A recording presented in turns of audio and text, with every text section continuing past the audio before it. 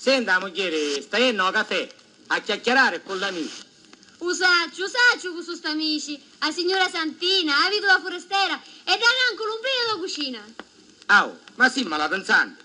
A chi non sai che con chi si passa un'amicizia sincera? Bella amicizia, qui io ti sprovo il cuore e quando ti arretiri ti occu che cosa ha visto, s'ha visto.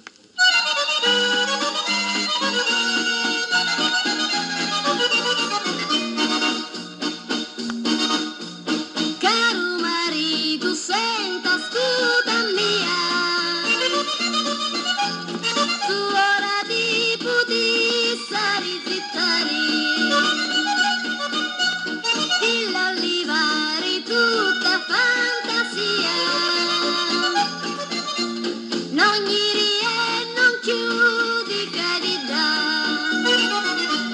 Chi va ingoiando, cara moglie, non ci pensare che chiacchiere su. Io veramente ti voglio bene, in talo me cori ci sei solo tu.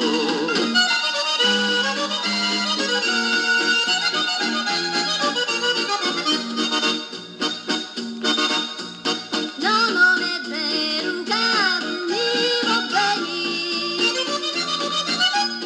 perché sei troppo freddo tu con via. Non ti scordare che avevi due mani, che io non hai un vaso nel tuo.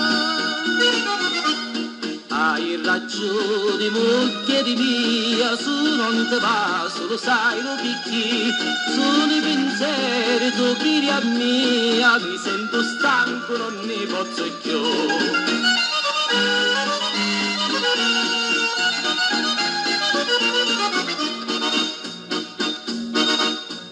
La tua stanchezza non sono i pensieri, ma è la vita sciamma che tu fai. Se tu a mangiare fuori ti mi vai, già la tua casa non ci mangi più. Cara moglie, non fare voce, catapiti, non ce lo picchi, di oggi in poi facevo pace, stringete forte per sempre a così.